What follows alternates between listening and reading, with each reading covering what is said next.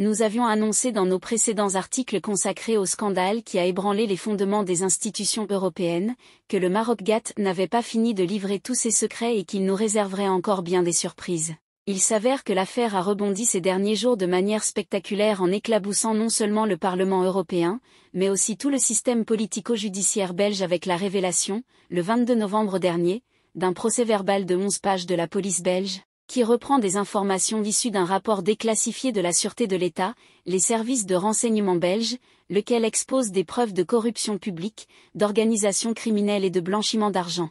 Toute la presse est en ébullition. Que trouve-t-on dans ce PV? Des échanges téléphoniques et écrits entre Maria Arena, ancienne ministre belge socialiste et actuelle députée européenne, et Pier Antonio Panzeri, ancien député européen italien et cerveau de cette formidable affaire de corruption qui a discrédité irrémédiablement le Parlement européen, et le fait que l'eurodéputé socialiste ferait partie du quadriumvirat Cosolino-Moretti-Arena Tarabella en faveur du Qatar. En outre, on y trouve aussi des informations concernant le juge Michel Claise. On va comprendre pourquoi ci-dessous. Depuis que les affaires du Qatar-Gate et du Maroc-Gate ont éclaté, cette dernière étant beaucoup plus importante parce que s'inscrivant dans la durée et s'enracinant bien plus profondément dans les structures institutionnelles, le nom de Maria Arena tourne en boucle. Pourtant, à ce jour, elle n'a jamais été entendue par la justice et n'a fait l'objet d'aucune levée d'immunité parlementaire ni d'aucune inculpation. Arena a toujours affirmé qu'elle était innocente, appuyée par le désormais repenti et cerveau de l'affaire, Panzeri, qui l'a toujours préservée, affirmant qu'elle n'était au courant de rien. On comprend mieux l'attitude protectrice de celui-ci avec les nouveaux éléments à notre disposition. On connaissait les liens d'amitié entre Panzeri et Arena, ils n'ont pas pu le nier puisque les faits étaient évidents, les écoutes ayant comptabilisé 389 contacts téléphoniques entre eux de décembre 2021 à septembre 2022, mais il semble, d'après la note des services de renseignement belges, que ces liens étaient nettement plus intimes que ce que l'on supposait. On voit, par exemple, le couple se prêter à un selfie depuis Rome qu'ils avaient visité ensemble. Ainsi, le PV nous informe que Maria Arena, Madame Droits de l'Homme, au Parlement européen, contrairement à ses protestations d'innocence depuis l'éclatement de l'affaire, était très impliquée dans les deux dossiers du Qatar-Gate et du Maroc-Gate, au point où elle recevait des bijoux et des cadeaux et manipulait d'importantes sommes d'argent. D'après le PV, c'était notamment elle qui calculait les rétributions des différents acteurs de ce vaste scandale de corruption. Cette sainte nitouche est donc très loin de la blanche colombe qu'elle prétend être. Petit exemple caractéristique repris dans le PV, lors d'un déjeuner à Bruxelles, en août 2022, Panzeri a dit à Arena, « Si tu es là, alors je ramasse plus d'argent », ce qui a fait rire l'intéressé. De plus, elle entretenait des rapports fréquents avec l'ambassadeur du Maroc en Pologne, Abderrahim Atmoun, contre lequel a été lancé un mandat d'arrêt international en avril 2023. Atmoun a notamment invité Arena et Panzeri à des dîners à Marrakech et en Belgique et leur a fait bénéficier d'avantages, tels que des voyages gratuits et des billets pour des événements sportifs pour le fils d'Arena, sans oublier le séjour à la Mamounia pour les deux tourtereaux, en 2015. Les conversations révèlent qu'Arena avait programmé l'organisation d'un sommet au Nigeria pour discuter de la crise humanitaire au Sahel. À quel titre? On se le demande. Elle avait notamment prévu d'organiser ce sommet par l'intermédiaire des ONG de Panzeri, Fight Impunity et No Peace Without Justice, car sa qualité d'eurodéputée l'empêchait de prendre ouvertement position. Selon les enquêteurs, Maria Arena semble avoir exécuté des tâches et des projets directement pour le compte du ministre qatari du Travail. Et comme justification de sa prétendue innocence, cette ancienne ministre, protégée de l'inamovible et véritable chef du PS wallon Elio Di Rupo, ministre-président de Wallonie qui règne depuis des décennies sur cette région et qui y fait la pluie et le beau temps. Certains témoignages à l'intérieur du Parti socialiste parlent d'un lien quasi filial entre Arena et Di Rupo, cette femme politique, donc, ose évoquer les milliers de personnes qui ont voté pour elle parce qu'elles avaient confiance dans les combats qu'elle menait. Beau combat, en vérité, mais surtout bel enfumage. Ce n'est pas tout. Il se trouve que le fils de 32 ans de Maria Arena, Hugo Lemaire, est le cofondateur de BRC Eco avec Nicolas Claise, le fils du juge Claise, et 5 autres associés. Il s'agit d'une entreprise fondée en 2018 et cotée en bourse, spécialisée dans la vente de CBD, un dérivé légal du cannabis, et dont chacun des associés détient 5000 actions. Pour se faire une petite idée des imbrications entre tous les protagonistes de cette affaire,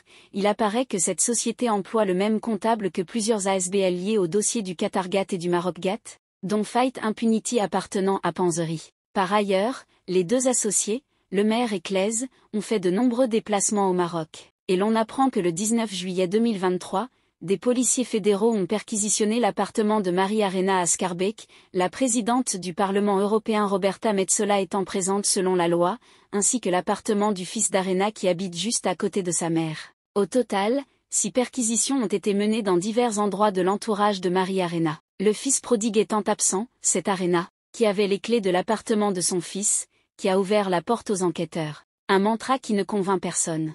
2 agents de l'Office central pour la répression de la corruption, OCRC, et 2 techniciens de la Federal Computer Crime Unit, FCCU, avec des chiens renifleurs, sont entrés chez le fils de l'eurodéputé et ont découvert des billets de banque sur la table.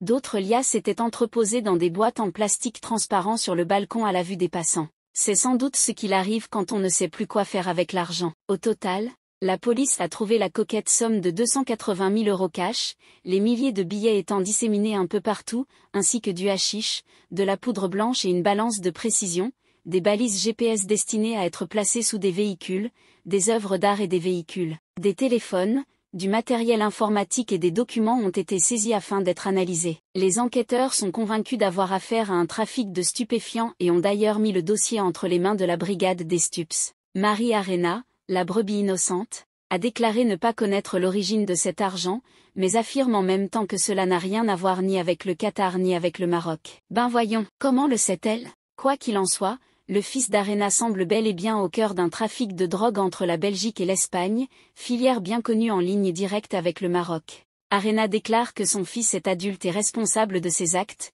et, bien sûr, qu'elle n'a rien à voir avec cette histoire. La main sur le cœur, elle affirme n'avoir jamais impliqué ses enfants dans ses affaires politiques. Bon, on connaît le refrain de l'innocence qu'elle serine depuis l'éclatement du scandale de ce que tout le monde s'entête à appeler le Qatargate et qui est avant tout le Marocgate, nous insistons sur ce terme. Néanmoins, pourrait-elle nous expliquer pourquoi elle a fait appel à l'expertise de son fils en décembre 2019 pour un colloque portant sur la légalisation du cannabis qui se tenait au Parlement européen, ce dossier étant comme par hasard son cheval de bataille? Nous ne doutons pas un seul instant de l'expertise d'un trafiquant de drogue en matière de résine de cannabis et accessoirement de poudreuse, mais, quand même, en pleine mocromafia, quand des ministres et des futurs régnants sont menacés d'enlèvement et doivent être protégés 24 heures sur 24, c'est un peu gênant. Mais Arena nie tout en bloc dans un mantra qui ne convainc personne, sauf peut-être la justice belge. Et c'est bien là le nœud du problème. Le parquet fédéral a déclaré qu'il n'envisageait pas la levée de l'immunité parlementaire de Mari-Arena, qui ne se justifierait pas à l'heure actuelle. Quoi qu'il en soit, Arena a beau jurer mordicus que son fils n'a aucun lien avec le Maroc, c'est nous prendre tous pour des idiots, puisque le Maroc est le principal fournisseur de cannabis au niveau mondial. D'ailleurs, le maire avait déjà éveillé les soupçons au cours de recherches menées par la police de Bruxelles. En effet, les policiers avaient identifié le fils d'Arena dans l'entourage de certains suspects liés au trafic de drogue dans la capitale belge et ils sont très intéressés par les nombreux voyages d'Hugo Le Maire au Maroc et en Espagne. Pour en revenir à ce fameux colloque au Parlement européen chargé de vanter les mérites du cannabis, d'où il avait été organisé par Active, une association professionnelle du cannabis dont Hugo Le Maire, encore lui, est président pour le Benelux. Quand on consulte le site de cette organisation, celle-ci se définit comme la première association commerciale pan-européenne pour les cannabinoïdes et les terpènes, hydrocarbures produits par les plantes, et réunissant des entreprises, des scientifiques, des leaders d'opinion et des investisseurs en Europe. Rien que ça. Ce qui frappe d'emblée, c'est l'affichage du logo étoilé européen sur fond bleu. Fuite, pression, menaces et piratage. Dans ce dossier dit du Qatargate mais qui est avant tout celui du Marocgate par les implications qui en découlent à plusieurs niveaux, telles que les relations commerciales Maroc-Europe, la colonisation illégale du Sahara occidental par le Maroc, les accords de pêche avec le royaume marocain dans les eaux territoriales du Sahara occidental, ainsi que toutes les implantations coloniales dans le territoire sahraoui, mais aussi le gigantesque trafic de drogue de la mocromafia qui sévit en Europe, le Qatargate, quant à lui, n'ayant été actif que pour l'organisation du mondial, il n'y a pas que le juge d'instruction Michel Claise qui a sauté. Il a été remplacé par la juge Aurélie De Geef qui avait déjà repris le dossier lors de la demande de récusation du juge Claise au début de l'affaire. Le procureur fédéral Frédéric Van Leeuw a lui aussi été nommé à un autre poste. C'est la juge Anne Françan, spécialiste du terrorisme qui le remplace désormais. Dans une interview accordée en septembre dernier au journal Le Soir, Van Leeuw avouait qu'en 10 ans en tant que procureur fédéral, il n'avait jamais vu autant de pression que dans le dossier dit du Qatargate, se plaignant de nombreuses fuites. Il déplore le déferlement d'informations et l'action de robots au service de campagnes de dénigrement sur Internet, financées par des États visés ou cités dans ce dossier. Cela ne nous étonne pas car tout Algérien connaît l'emprise des mouches électroniques, déployées depuis des années par le Makhzen marocain sur les réseaux sociaux pour porter préjudice à l'Algérie. Par ailleurs, on apprend que les téléphones de certains policiers et magistrats chargés de l'enquête, dont le juge Michel Claise, ont été infectés par un logiciel espion. Pegasus, vendu au Maroc par l'entité sioniste d'Israël, a décidément été mis à contribution ces derniers temps. Il conviendrait aussi de se pencher sérieusement sur le Hasbara israélien et le Team Roré. Et on va encore nous parler du Qatargat. Comme l'avait déclaré le procureur Van Leeuw, Michel Claise a connu divers problèmes graves qui ont impacté tant sa vie professionnelle que personnelle. Selon ce dernier, ces problèmes ont commencé lorsque les liens entre son fils et celui d'Arena ont été révélés. Il a été visé par des campagnes de diffamation sur les réseaux sociaux, instrumentées par de faux profils. Son domicile a été visité, à 2 reprises, une au début de l'affaire, en décembre 2022, et l'autre récemment. Ce qui est assez inhabituel, c'est que les visiteurs ont chaque fois refermé la porte après leur passage. Son téléphone portable a été piraté et il a reçu des menaces de mort par écrit. Il a porté plainte contre X pour diffamation, faux en informatique et organisation de malfaiteurs. Il est clair qu'il s'agit d'actes de barbouzerie dont le commanditaire est le Maroc qui avait trop à perdre dans cette enquête. En conclusion, on peut constater que si les services de renseignement et de police belges font leur travail en amont, au niveau judiciaire, il y a des blocages. Toute cette histoire révèle l'existence d'un problème au sein du système politico-judiciaire en Belgique. Quand on voit des ex-ministres impliqués jusqu'au cou dans des affaires de corruption et de trafic en tout genre, et qui ne sont pas inquiétés, on se demande où est l'indépendance de la magistrature face aux politiques. Le séisme provoqué par le Maroc-Gat qu'il travestisse en Qatargat éclabousse le monde politico-judiciaire belge dans son ensemble et n'a pas fini de faire des vagues.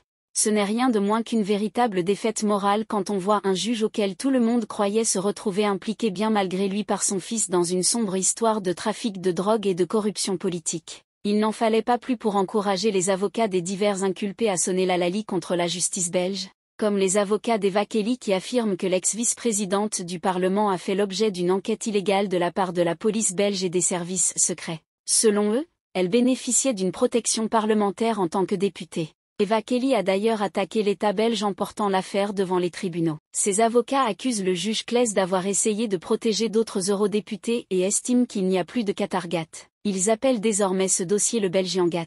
Car, ne nous y trompons pas, les conséquences des révélations de ces interconnexions entre les uns et les autres et les diverses erreurs commises au cours de l'enquête offrent une occasion en or aux avocats des suspects de classer l'affaire. C'est une véritable catastrophe. Quelle sera la suite? Toutes les éventualités, comme les billets de banque chez le fils Arena, sont sur la table. Moralité, ce n'est jamais bon de trop gâter ses enfants. Dieu sait quels dégâts ils peuvent provoquer. Décidément, ce n'est pas qu'au royaume du Danemark qu'il y a quelque chose de pourri, dirait William Shakespeare.